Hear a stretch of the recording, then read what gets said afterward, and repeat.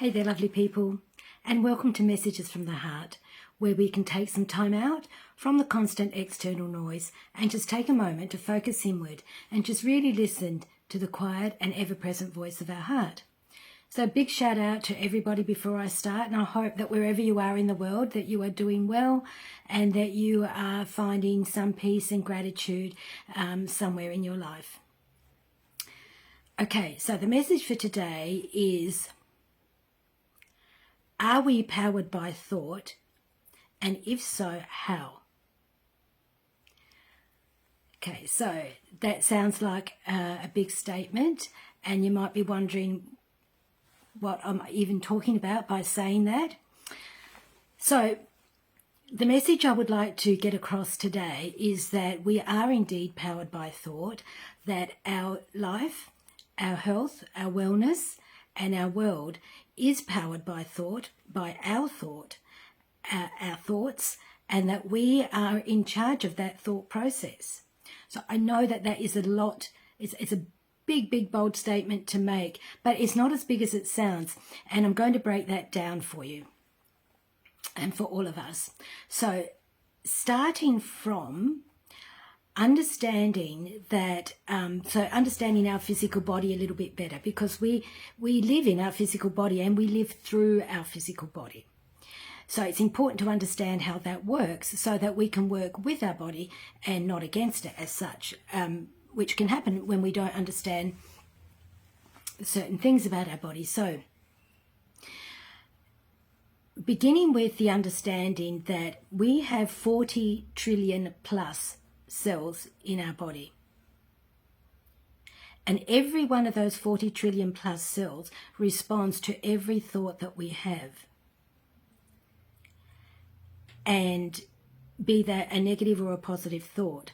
So the way that works, and science is telling us this, okay? So, and how that works is that if we're having a thought of resentment, rage, jealousy, judgment, fear, all of those sort of negative emotions are all constrictive emotions and feelings and thoughts. And so when we have those thoughts, our thoughts create our feelings, right?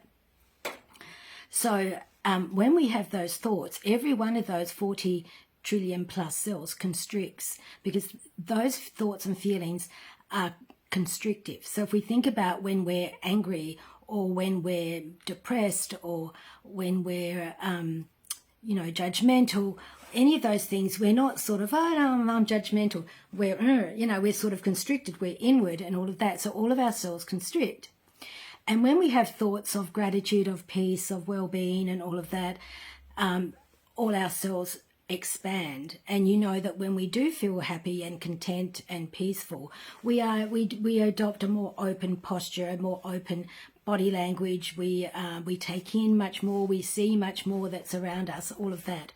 So there's nothing wrong, of course, with having those, any kind of emotions, all right?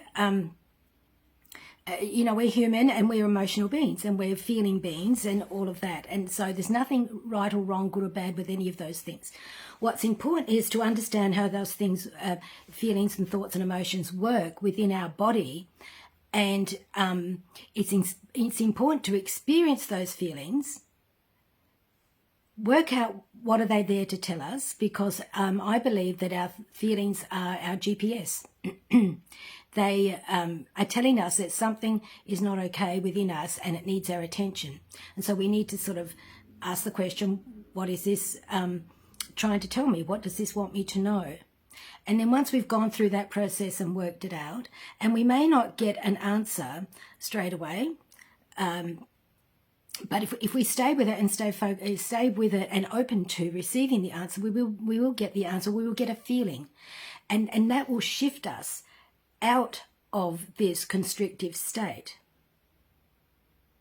So I hope that makes sense for you. So it's important to feel our emotions, whatever they are. But if they are of a negative, constrictive nature, it's important to go through the process of allowing them to move through our body. First, feeling, acknowledging, understanding, and then allowing them to move through our body. It doesn't mean the situation external to us, whatever caused it, will will or will not change, whatever. It's not dependent on that.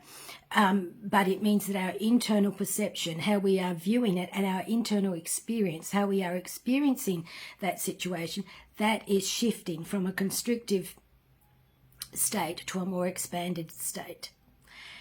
And why is that important?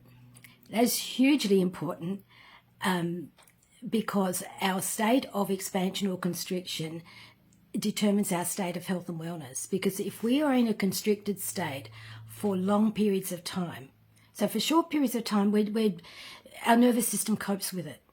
We're built for that. We're built to work out stress. We're built to, go through stress and then come out of it. The problem arises when we're in it for too long. So when we're in a stressful situation, which is the constricted situation or feeling state, all the hormones of stress are flooding our body, like all the cortisols, the adrenalines, and all of the constrictive and hormones are just flooding our body constantly. And again, our body is built to deal with that short term, but if it goes on for a long time, and often we can be in this kind of mode, it can be like become our personality as such, to be like a depressive, a low sort of personality. And I'm not making light of depression at all, but I'm just generally talking about we can get stuck into victimhood and all of that. We can be like that for years, and we can become it can become our identity. We can become addicted to those feelings because that's all we know, and it can become our identity. And so I'm bringing this to, talking about this today, just to bring some awareness to how our body reacts to that, and how we are actually not victims at all, and how we are more powerful than we believe that we are, or that we think we are, and how we are in control and in charge of our thought processes. And what this does, okay, so I've established the number one thing is about our feeling state is directly related, in a big way, to our level of health and well-being. And so I guess I'm saying our level of health and well-being, or I know I'm saying our level of health and well-being is largely in our control. I know that things happen and unwellness happens. It's not to blame ourselves in any way whatsoever, but we have some control over our feeling state, and we have a lot of control over our feeling state and our experience of whatever situation that we are in. And if we can maintain a state of expansion as much as possible, that affects not only us and our state of wellness, but the people in our life, the people we interact with.